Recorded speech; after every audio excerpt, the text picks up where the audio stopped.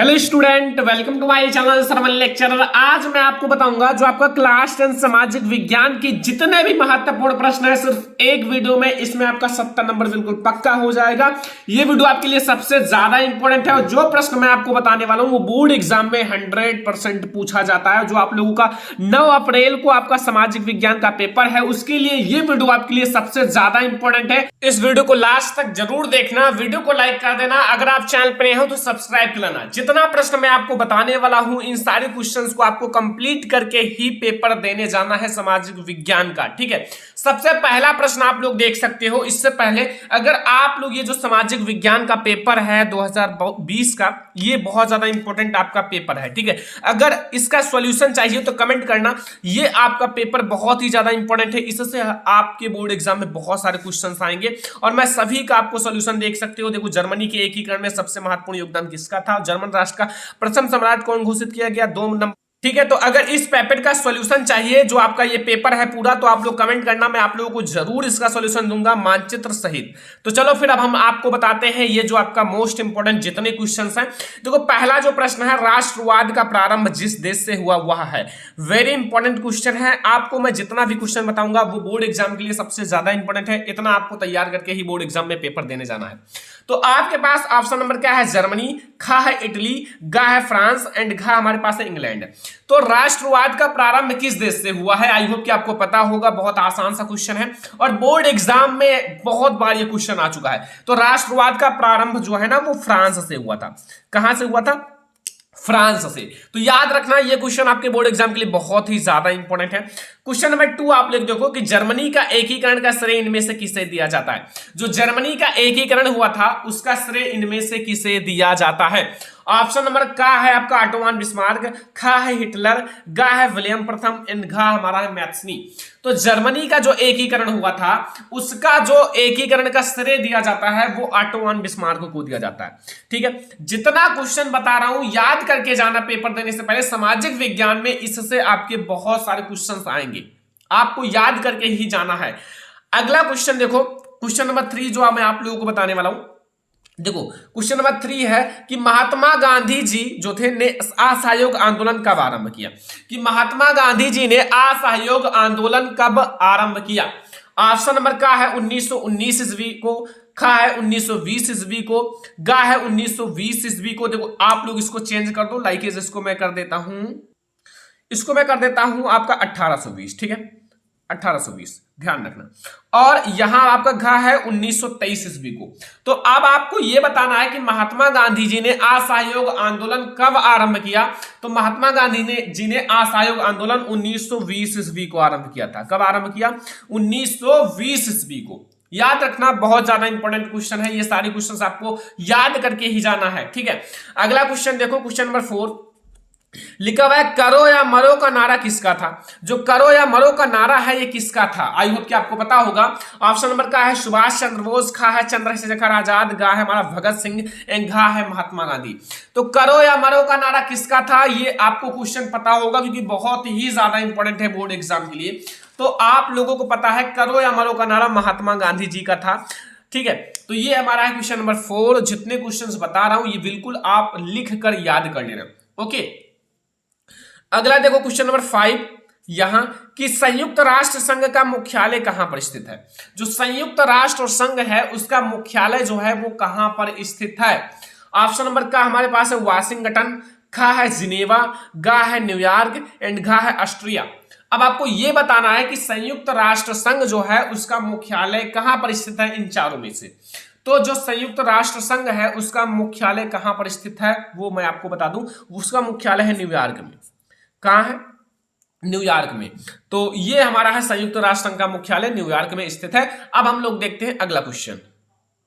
ठीक है, अगला क्वेश्चन जो हमारा है वो 6 नंबर है कि पंजाब में भूमि निम्नीकरण का मुख्य कारण क्या था? जो पंजाब है, पंजाब राज्य है, उसमें भूमि निम्नीकरण का जो भूमि निम्नीकरण हो रहा है उसका मुख्य कारण क्या था? का नंबर है गहन खेती, खा है वन उन्मूलन, गा है अधिक सिंचाई एंड घा है अति पशुचारण। देखो, पंजाब में भूमि निम्नीकरण का जो मुख्य कारण है वो है अधिक सिंचाई। वहां जब अधिक सिंचाई की जाती है तो वहां की भूमि भी सिंचाई के साथ बहती जाती है। तो वहां इसी से भूमि का निम्नीकरण होता है। तो ये हमारा क्वेश्चन नंबर 6। अब आप लोग क्वेश्चन नंबर 7 पर ध्यान दो। लिखा हुआ है कपास की खेती के लिए कौन सी मृदा उपयुक्त है। कपास की खेती के लिए कौन सी मृदा सबसे ज्यादा उपयुक्त है, सबसे ज्यादा इंपॉर्टेंट है, जिसमें मतलब कपास की खेती अच्छी हो। ऑप्शन नंबर का आप लोग देखो, काली मृदा, खा है लाल मृदा, गा है जलोढ़ मृदा एंड घा है लेटराइन मृदा। तो लेटराइन मृदा। अब आपको यह बताना है कि कपास की खेती के लिए सबसे ज्यादा अच्छी मृदा कौन सी है। आई होप कि आपको पता होगा। तो कपास की खेती अगर करना है तो उसके लिए सबसे अच्छी मृदा है काली मृदा। क्या है? काली मृदा।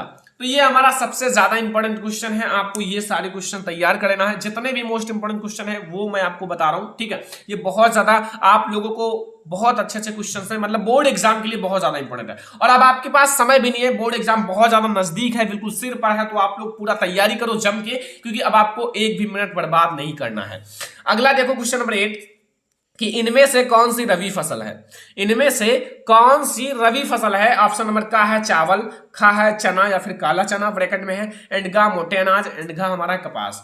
तो यहां आपको यह बताना है कि इनमें से कौन सी रबी फसल है। तो आई होप कि आपको पता होगा। नहीं पता है तो मैं आपको बता दूं कि चना और काला चना जो है ना, ये वाला ऑप्शन नंबर खा, ये बिल्कुल राइट है। और ये जो है ना आपकी रबी फसल है। अभी मैं आपको आगे 4 रबी और 4 खरीफ फसलों का नाम बताऊंगा जो बोर्ड एग्जाम के लिए यार बहुत ही ज्यादा इंपॉर्टेंट है। वहां से आपके बोर्ड एग्जाम में बहुत सारे क्वेश्चंस फंसते हैं और बनते भी हैं, ठीक है। अगला देखो, अगला क्वेश्चन नंबर 6 क्या कह रहा है कि झारखंड में स्थित कोडरमा, जो झारखंड में स्थित कोडरमा है वो निम्नलिखित में से किस खनिज का अग्रणी उत्पादक माना जाता है। इसका आप लोगों को आंसर बताना है, ठीक है। अब आप लोगों को अगर पता है तो अच्छी बात है। देखो, अब आप लोगों के पास ऑप्शन नंबर का है बॉक्साइट, खा है हमारा अर्वरक, एंड गा है लौह अयस्क, एंड घा है तांबा। तो अब आपको यह बताना जो कोडरमा है निम्नलिखित में से किस खनिज का अग्रणी उत्पादक है। तो आप लोगों का जो सही ऑप्शन है ना वो है आप लोगों का अर्वरक। क्या है? अर्वरक। तो ये हमारा बिल्कुल सही ऑप्शन है, अर्वरक। तो झारखंड में जो स्थित कोडरमा है वो अर्वरक के मतलब अग्रणी उत्पादक है, अर्वरक के लिए। ओके, क्वेश्चन नंबर 10 पर आप लोग फोकस करो। निम्नलिखित में से कौन सा परिवहन साधन भारत में प्रमुख साधन है। जैसे आपका यहां बताना है 4 ऑप्शन है, इसमें से कौन सा साधन भारत में सबसे ज्यादा उपयोगी है, भारत में सबसे ज्यादा उपयोग किया जाता है, ये आपको बताना है। तो ऑप्शन नंबर का है पाइपलाइन, खा है रेल परिवहन, गा है सड़क परिवहन, एंड घा हमारे पास है वायु परिवहन। तो निम्नलिखित में से कौन सा परिवहन साधन भारत में प्रमुख साधन है। तो देखो, पाइपलाइन नहीं है क्योंकि पाइपलाइन उतना ज्यादा इंपॉर्टेंट नहीं है। रेल परिवहन है लेकिन उतना ज्यादा प्रमुख नहीं है जितना होना चाहिए। और वायु परिवहन भाई, अगर आपको कहीं भी यात्रा करना है, कहीं भी जाना है तो आप लोग सड़क परिवहन का उपयोग करोगे। तो भारत में अभी सबसे ज्यादा प्रमुख सड़क परिवहन है, सड़क परिवहन, ठीक है। क्योंकि भाई अगर वायु परिवहन से कितना चलोगे, कहीं दूर जाना है तो भाई 1-2 बार गए, ठीक है, फिर आप सड़क परिवहन का यूज करोगे। तो ये आपको समझना है। क्वेश्चन नंबर 11 देखो, निम्नलिखित में से कौन सा संघीय राज्य नहीं है। इनमें से आपको यह बताना है चारों ऑप्शन में से कि कौन सा संघीय राज्य नहीं है। तो ऑप्शन नंबर का है मणिपुर, खा है हिमाचल प्रदेश, गा है आपका हिमाचल, आप लोग घा है दिल्ली। तो इसको आप चेंज कर दो, इसे आप लोग कर दो, जैसे आप लोग कर दो कोई भी राज्य कर दो, बहुत सारे राज्य हैं, ठीक है, हरियाणा कर दो। ओके, तो अब आपका जो मतलब इसमें से जो आपका राज्य नहीं है वो दिल्ली एक सिटी है, कोई संघीय राज्य नहीं है, ये आप सब समझना। ओके, तो ये आपका क्वेश्चन नंबर 11 है। आई होप कि क्वेश्चन नंबर 11 तक बिल्कुल समझ में आ गया होगा, कोई भी दिक्कत नहीं होगा, कोई भी कंफ्यूजन नहीं होगा, और जितना क्वेश्चन समझाया है वो सारे आपके दिमाग में आ गए होंगे। तो चलो अब हम लोग देखते हैं क्वेश्चन नंबर 12। क्वेश्चन नंबर 12 देखो, लिखा हुआ है भारत में यहां औरतों के लिए आरक्षण की व्यवस्था है। भारत में यहां जो औरतें होती हैं उनके लिए आरक्षण की व्यवस्था का है लोकसभा, खा है विधानसभा, गा है पंचायती राज संस्थाएं, एंड गा है मंत्रिमंडल। तो अब आपको यह बताना है कि भारत में जो औरतों के लिए जो आरक्षण की व्यवस्था है वो इन चारों में से कहां से है। तो ये याद रखना, ये क्वेश्चन बहुत ज्यादा इंपॉर्टेंट है। तो पंचायती राज संस्थाओं से है। कहां से है? पंचायती राज संस्थाओं से। तो अब आप लोगों को ये क्वेश्चन याद रहेगा ना, कोई दिक्कत कोई कंफ्यूजन नहीं होगा क्योंकि बहुत आसान सा क्वेश्चन है। ठीक है। अब आपको अगला क्वेश्चन देखो, यहां क्वेश्चन नंबर 13 लिखा है मानव अधिकार दिवस कब मनाया जाता है। जो मानव अधिकार दिवस है वो कब मनाया जाता है। भाई बहुत सारे क्वेश्चंस आपके ऑब्जेक्टिव हैं, अभी मैं आपको और सारे ऑब्जेक्टिव पढ़ाऊंगा, बहुत ज्यादा इंपॉर्टेंट है ये वीडियो, ठीक है। अब आप ये समझो कि आपके पास ऑप्शन नंबर क्या है 10 दिसंबर, खा है आपका 5 सितंबर, एंड गा है 14 नवंबर, एंड घा है 15 अगस्त। तो मानवाधिकार दिवस जो है वो 10 दिसंबर को मनाया जाता है। कब मनाया जाता है? 10 दिसंबर को। तो याद रखना ये सारे क्वेश्चंस आप क्लियर कर लेना, क्योंकि यहां से आपके बहुत सारे क्वेश्चन बोर्ड एग्जाम में आएंगे, ठीक है। और आप लोग पढ़ाई करो, अच्छे से करो, क्योंकि अब आपके पास समय नहीं है, हर एक सब्जेक्ट पढ़ो, ठीक है। जब आपका 2-3 दिन बचे तब आप हिंदी पढ़ना स्टार्ट कर दो पूरा दिन, लेकिन अभी आपको हर सब्जेक्ट पढ़ना है, क्योंकि अभी जब आप हर सब्जेक्ट पढ़ोगे तो आपको हर सब्जेक्ट की जानकारी रहेगी और बोर्ड एग्जाम में आपको कठिनाई नहीं होगा। अब आपके पास बीच में कहूं 1-2 डेज आपके पास बीच में गैप है पेपर के, तो इसीलिए मैं आपसे कह रहा हूं कि हर एक डेज पढ़ो, सारे सब्जेक्ट पढ़ो, और बहुत ज्यादा इंपॉर्टेंट है अब आपके लिए पढ़ाई। निम्नलिखित में से किसे औसत आय भी कहते हैं? निम्नलिखित में से किसे औसत आय भी कहते हैं? का है कुल आय, खा है हमारे पास राष्ट्रीय आय, गा है प्रति व्यक्ति आय, एंड घा है ये सभी। तो इसमें से जो मतलब औसत आय का, ठीक है, जो औसत आय है, ठीक है, औसत आय का दूसरा नाम है प्रति व्यक्ति आय। तो ये याद रखना कि प्रति व्यक्ति आय को औसत आय भी कहा जाता है। ओके, अगला देखो क्वेश्चन नंबर 15। अब आपको ये क्वेश्चन समझना है, निम्नलिखित में से उत्पादन का साधन है, इसमें से आपको बताना है कि उत्पादन का साधन कौन सा है। का हमारे पास है पूंजी, खा है आपका लाभ, गा है सेवाएं, घा है कर। तो इनमें से जो मतलब उत्पादन का साधन है वो है आपका पूंजी। पूंजी रहेगा तो उत्पादन होगा, पूंजी नहीं रहेगा तो उत्पादन नहीं होगा। तो ये 15 ऑब्जेक्टिव क्वेश्चन तैयार कर लो, ठीक है, 15 ऑब्जेक्टिव क्वेश्चन। और अभी मैं आपको मतलब ये सारे सबसे ज्यादा इंपॉर्टेंट है, मतलब पूरे बुक का जितना भी इंपॉर्टेंट था वो मैं आपको पढ़ा दिया, ठीक है। अब आपको ये पूरा तैयार करके ही जाना है बोर्ड एग्जाम में पेपर देने। अब हम लोग देखते हैं जो और सारे हमारे मोस्ट इंपॉर्टेंट क्वेश्चन हैं। अब अति लघुत्तरीय प्रश्न देखो, अति लघुत्तरीय देख सकते हो, ये क्वेश्चन आपको इस पेपर में देखने को मिलेगा, देख सकते हो यहाँ। ये जर्मनी के एकीकरण में सबसे महत्वपूर्ण योगदान किसका था? जर्मन राष्ट्र का प्रथम सम्राट कौन घोषित किया गया? ये देख सकते हो क्वेश्चन, ठीक है। तो ये मैं आपको बता रहा हूं और आप लोग ध्यान से समझना, बहुत ज्यादा इंपॉर्टेंट है, इसलिए मैं आपको कह रहा हूं, रिक्वेस्ट करता हूं कि आप लोग लास्ट तक देखा करो, क्योंकि मैं अब आपको जो सबसे ज्यादा इंपॉर्टेंट क्वेश्चन है वही पढ़ा रहा हूं। समय बहुत कम है, इसलिए जो जितना भी मोस्ट इंपॉर्टेंट क्वेश्चन है वो मैं आपको क्लियर करा रहा हूं कि जर्मनी के एकीकरण में सबसे महत्वपूर्ण, जर्मनी के एकीकरण में, ठीक है, सबसे महत्वपूर्ण योगदान किसका था और जर्मन राष्ट्र का प्रथम सम्राट कौन घोषित किया गया, ठीक है। तो अब आपको यह समझना है, बहुत ज्यादा इंपॉर्टेंट है, सबसे पहले आपको यह समझना है कि जर्मनी के एकीकरण में सबसे महत्वपूर्ण योगदान किसका था। तो यहां देख सकते हो जर्मनी के एकीकरण में ऑटो वन बिस्मार्क, नाम सुना होगा, ऑटो वन बिस्मार्क, जिसे जर्मनी के एकीकरण का श्रेय दिया गया है। ऑटो वन बिस्मार्क का सबसे महत्वपूर्ण योगदान था। और पर्सा के राजा, जो पर्सा के राजा थे विलियम प्रथम, कौन है? विलियम प्रथम को जर्मन राष्ट्र का प्रथम सम्राट घोषित किया गया। किन्हें घोषित किया गया? कि पर्सा के जो राजा थे विलियम प्रथम को जर्मन राष्ट्र का प्रथम सम्राट घोषित किया गया, ठीक है। तो ये क्वेश्चन याद हो गया, कोई दिक्कत नहीं है। देखो 2 मार्क आपको तुरंत मिल जाएगा, ऐसे बोर्ड एग्जाम में आएगा 2 नंबर तुरंत मिल जाएगा। अब देखो यहां एक क्वेश्चन पूछ रहा है कि गांधी जी ने अपनी हिंद स्वराज में असहयोग आंदोलन के पक्ष में क्या तर्क दिया। ये भी 2 मार्क का है। अब देखो ये भी क्वेश्चन मैंने सिलेक्ट किया है। देखो मैं आपको बता दूं कि ये सारे क्वेश्चन इंपॉर्टेंट हैं, मैं कई सारे गाइड में देखा इंपॉर्टेंट है, आपके पेपर में भी कई बार पूछा गया है, तो इसीलिए मैं आपसे कह रहा हूं कि ये सारे क्वेश्चन आप कंप्लीट करके ही जाना। लिखा हुआ है कि गांधी जी ने अपनी पुस्तक जो है हिंद स्वराज में असहयोग आंदोलन के पक्ष में क्या तर्क दिया। मतलब हिंद स्वराज जो पुस्तक है उसमें असहयोग आंदोलन के पक्ष में क्या तर्क दिया। तो अब आपको यह समझना है, ध्यान से समझना। लिखा हुआ है महात्मा गांधी ने अपनी पुस्तक जो हिंद स्वराज है 1909 में, ठीक है, कहा था, क्या कहा था कि भारत में, अगर भारत में ब्रिटिश का शासन भारतीयों के सहयोग से ही स्थापित हुआ है, अगर भारत में ब्रिटिश शासन था तो वो भारतीयों के सहयोग से था। ये कहने का मतलब है कि अगर भारत में ब्रिटिश शासन भारतीयों के सहयोग से ही स्थापित हुआ था और यह शासन इसी सहयोग के कारण चल पा रहा है। देखो अगर भारत के लोग, सभी लोग, जितने लोग थे, चाहे तो ब्रिटिश शासन बहुत जल्दी समाप्त हो जाता, लेकिन गांधी जी का कहना है कि भारतीय लोगों के सहयोग से ही यह शासन स्थापित हुआ और यह शासन इसी सहयोग के कारण इतना दिन तक चल पा रहा है। अगर भारत के लोग अपना सहयोग वापस ले ले, जो मतलब उनका सहयोग करते थे, अगर वो वापस ले ले तो साल भर के भीतर ब्रिटिश शासन ठह जाएगी, मतलब खत्म हो जाएगी और स्वराज, स्वराज मतलब स्वतंत्रता की स्थापना हो जाएगी। स्वराज की स्थापना हो जाएगी। ठीक है, अगर ये शासन ले ले तो ये हमारा है सबसे ज्यादा इंपॉर्टेंट क्वेश्चन, आपको तैयार करके ही जाना है बोर्ड एग्जाम में पेपर देने से पहले। ये सारे आपके बोर्ड एग्जाम के लिए बहुत ही ज्यादा इंपॉर्टेंट क्वेश्चन है, मतलब आपको तैयार कर लेना है बोर्ड एग्जाम में। ठीक है, अब आपको ये क्वेश्चन समझ में आया, 2 नंबर वाला क्वेश्चन। अब आप लोग तीसरा नंबर क्वेश्चन समझो, ये भी मोस्ट इंपॉर्टेंट है, इसलिए मैं आपसे कह रहा हूं कि यार सारे क्वेश्चन तैयार कर लेना। 3 राज्यों के नाम बताइए जहां काली मृदा पाई जाती है। 3 ऐसे राज्यों के नाम बताना है जहां काली मृदा पाई जाती है और इस पर मुख्य रूप से कौन सी फसल उगाई जाती है। ठीक है, और काली मृदा पर मुख्य रूप से, जो सबसे ज्यादा इंपॉर्टेंट है, मुख्य रूप से कौन सी फसल उगाई जाती है। तो देखो, काली मृदा का रंग काला होता है। काली मृदा का रंग किस कलर का होता है? काला होता है। देखो, काली मृदा काली होती है इसलिए काला मृदा कहा गया। लाल मृदा लाल होती है इसलिए लाल मृदा कहा गया, और जब वो पीली हो जाती है तो उसे पीली मृदा कहा गया, मतलब रंग के अकॉर्डिंग नाम दे दिया गया। ठीक है, इसे रेगड़ मृदा भी कहते हैं। इसे क्या कहते हैं? रेगड़ मृदा भी कहते हैं। देखो, इसका दूसरा नाम है, ये याद रखना, रेगड़ मृदा। यह लावाजनक शैलों से बनती है। जब ये लावाजनक शैलों से बनती ही है तो इसीलिए काली होती है। यह मृदा महाराष्ट्र, मध्य प्रदेश और छत्तीसगढ़ के पठार में पाई जाती है, और बहुत सारे राज्यों में पाई जाती है, लेकिन ये मेन मैं आपको बता रहा हूं कि मध्य प्रदेश और आपका महाराष्ट्र और छत्तीसगढ़ के पठार में पाई जाती है। और काली मृदा जो है कपास की खेती के लिए सबसे ज्यादा उचित समझी जाती है। जो काली मृदा है वो कपास की खेती के लिए सबसे ज्यादा अच्छी मानी जाती है।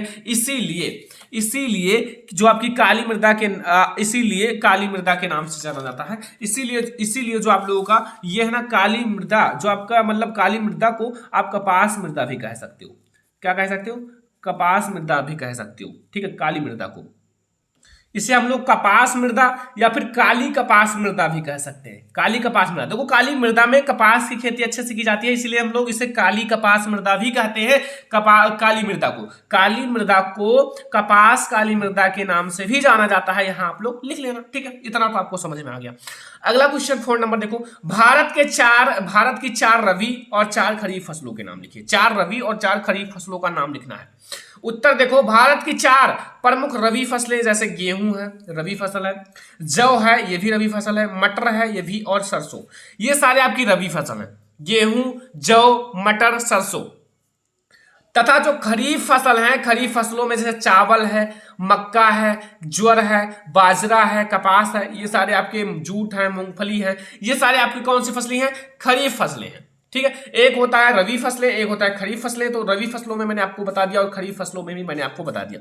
ऑब्जेक्टिव में बहुत सारे पूछे जाते हैं कि निम्नलिखित में से कौन सी रबी फसल है, निम्नलिखित में से कौन सी खरीफ फसल है, तो इसीलिए मैंने आपको 4 बता दिया। और ऐसे भी क्वेश्चन आ जाए तो आप लिख कर आना, ऑब्जेक्टिव में आए तो भी आप लिख कर आना, मतलब ये याद ही कर लेना है, बहुत ज्यादा इंपॉर्टेंट है। क्वेश्चन नंबर 5 देखो, रोपण कृषि की 2 विशेषताएं लिखिए, बहुत ज्यादा इंपॉर्टेंट है। रोपण कृषि, गहन खेती, इन सारी की विशेषताएं बहुत ज्यादा इंपॉर्टेंट होती हैं, तो इसलिए आप लोग जरूर तैयार करके ही बोर्ड एग्जाम में जाना। देखो, सबसे पहले आप ये समझो, रोपण कृषि की 2 विशेषताएं निम्नलिखित हैं। सबसे नंबर फर्स्ट वाला समझो, फर्स्ट कि रोपण कृषि व्यापक क्षेत्र में की जाती है। जहां बहुत बड़ा क्षेत्र होता है ना, व्यापक क्षेत्र होता है, उसमें क्या किया जाता है? रोपण कृषि की जाती है। और दूसरा है कि इस कृषि में अधिक पूंजी और श्रमिकों की आवश्यकता होती है। इस खेती में जो है ना, अधिक पूंजी और श्रमिकों की आवश्यकता होती है। ज्यादा श्रमिक हो, अधिक पूंजी हो, उसकी आवश्यकता होती है। तो ये आपको समझ में आया कि इस कृषि में अधिक पूंजी, जब भाई बहुत व्यापक क्षेत्र होगा तो इसमें अधिक पूंजी की भी आवश्यकता होगी और अधिक श्रमिकों की भी आवश्यकता होगी। ये क्वेश्चन देखो आप लोग, क्वेश्चन नंबर 6 की समवर्ती सूची क्या है, या फिर आप लोगों का है समवर्ती सूची के 4 विषयों का उल्लेख कीजिए। 4 विषय कौन कौन से हैं समवर्ती सूची के? अब मैं आपको समझा देता हूं बहुत शॉर्टकट में, ऐसा कोई नहीं बताएगा। देखो, विषय की वह सूची जिस पर कानून बनाने का अधिकार, ठीक है, राज्य और केंद्र दोनों को होता है। मतलब जो विषयों की वह सूची जिस पर कानून बनाने का अधिकार राज्य सरकार का भी होता है और केंद्र सरकार का भी होता है। लेकिन राज्य सरकार और केंद्र सरकार में अंतर होता है। केंद्र सरकार बड़ा होता है, राज्य सरकार छोटा होता है, दोनों का होता है। लेकिन जब दोनों के कानून में टकराव हो, मतलब दोनों के बीच में टकराव हो, तो कौन जीतेगा? तो केंद्र सरकार द्वारा ही बनाया गया कानून मान्य होता है। मतलब केंद्र सरकार का ही बनाया गया कानून मान्य होगा। और इस सूची में शिक्षा, वन, मजदूर संघ और गोद लेना और उत्तराधिकार जैसे शामिल है। मतलब ये आपके प्रमुख हैं जो उत्तराधिकार आपके शामिल हैं। ठीक है, शिक्षा, वन, मजदूर और आप लोगों का वन और आपका मजदूर संघ और गोद लेना। तो समवर्ती सूची आपको बिल्कुल समझ में आ गया होगा, कोई दिक्कत नहीं होगा। देखो ये सारे क्वेश्चंस आपको क्लियर करके ही बोर्ड एग्जाम में जाना है। जितना मैं मेहनत कर रहा हूं उतना अगर आप मेहनत करोगे तो बोर्ड एग्जाम में बहुत अच्छे अंक आएंगे। ठीक है, ये सारे आप लिख कर तैयार करोगे तो हमेशा याद रहेगा। सांप्रदायिकता क्या होती है? सांप्रदायिकता का नाम सुना होगा। तो यहां आपको यह बताना है कि सांप्रदायिकता की परिभाषा, जब किसी संप्रदाय विशेष के लोग अपने संप्रदाय को श्रेष्ठ तथा दूसरे संप्रदाय को हीन समझते हैं। मतलब जब किसी संप्रदाय विशेष के लोग, जो संप्रदाय विशेष के लोग हों, वो अपने संप्रदाय को श्रेष्ठ तथा दूसरे संप्रदाय को हीन समझते हो, मतलब अच्छा ना समझे, उनके लिए उग्र रूप धारण करे, उसे सांप्रदायिकता कहते हैं। उनके लिए जब उग्र रूप धारण किया जाए, उग्र रूप, तो उसे हम लोग सांप्रदायिकता कहते हैं। समझ में आया? छोटा सा टॉपिक है लेकिन इंपॉर्टेंट बहुत ही ज्यादा है। ये देखो क्वेश्चन नंबर 8 की बेरोजगारी से आप क्या समझते हो? बेरोजगारी से आप क्या समझते हो? ठीक है, तो यहां उत्तर देखो कि वह स्थिति जिसमें कोई व्यक्ति काम करना चाहता है, मतलब काम तो करना चाहता है, उसके पास उतनी शक्ति है, क्षमता है काम करने की, तथा उसमें काम करने की क्षमता भी होती है, किंतु फिर भी उसे काम नहीं मिलता, इसे बेरोजगारी कहते हैं। बेरोजगारी मतलब बेरोजगार, जिनके पास काम ना हो, धंधा ना हो, उसे कहते हैं। तो ये आप लोग जितने क्वेश्चन मैंने बताया इसको क्लियर कर लेना। और आप लोगों को अगर बहुत सारे लॉन्ग क्वेश्चन का वीडियो चाहिए और आप लोगों को लघु उत्तरीय, लाइक इसका सॉल्यूशन, जैसे लघु उत्तरीय प्रश्न जो इसमें है, साइमन कपसीमन की आपका रिपोर्ट से कांग्रेस और असंतुष्ट थी, कांग्रेस ने किस नई नीति का घोषणा किया। अगर इन सब का आपको सॉल्यूशन चाहिए तो कमेंट करना, देख सकते हो मानचित्र वाला प्रश्न, क्योंकि भाई ये मॉडल पेपर आपके लिए इंपॉर्टेंट है, ये क्वेश्चन पेपर। और अगर आपको और बहुत सारे आपको लॉन्ग क्वेश्चन और लघु उत्तरीय, अब आपको मैं यही कहना चाहता हूं कि अब जो अगला वीडियो आएगा लघु उत्तरीय प्रश्न पर आएगा, लघु उत्तरीय और जितने भी महत्वपूर्ण हैं दीर्घ उत्तरीय प्रश्न पर। देखो भाई बहुत ज्यादा मेहनत करना पड़ता है, दीर्घ उत्तरीय प्रश्न, इस पर वीडियो आएगा। कमेंट करना सर लघु उत्तरीय और दीर्घ उत्तरीय पर बनाओ, तो मैं कल ही वीडियो आप लोगों के लिए लाऊंगा। थोड़ा सा मेहनत करेंगे और आप लोगों के लिए अच्छी अच्छी वीडियोज लाएंगे। केवल आपको पढ़ाई करना, भी आपके पास बहुत अच्छा समय है पढ़ाई करने का। अगर आप इसमें अपना समय बर्बाद करोगे तो आपकी जिंदगी बर्बाद हो जाएगी, कोई नहीं आएगा साथ देने जब आपका नंबर कम आएगा। ठीक है, तो आप लोग तैयारी कर लो, जितना मैं आपको पढ़ा रहा हूं वो सारे पढ़ लो। ये सारे बोर्ड एग्जाम में 100% चांस है कि आएंगे तो आएंगे। ठीक है, तो इसका मैं आप लोगों को सॉल्यूशन प्रोवाइड कर दूंगा अगले वीडियो में कि आप लोग इसका सॉल्यूशन कर लो। इसमें से बहुत सारे क्वेश्चंस आपको बोर्ड एग्जाम में देखने को मिलेगा। फिर हम लोग बहुत सारे इंपॉर्टेंट और सारे सब्जेक्ट का वीडियो लाएंगे। चलो फिर इस वीडियो को लाइक कर दो, चैनल पर नया तो सब्सक्राइब कर लेना, और हाँ अपने फ्रेंड्स के साथ शेयर कर देना कि आप लोग अच्छे से तैयारी करना स्टार्ट कर दो। चलो फिर मिलते हैं नेक्स्ट इंपॉर्टेंट वीडियो में, तब तक के लिए धन्यवाद।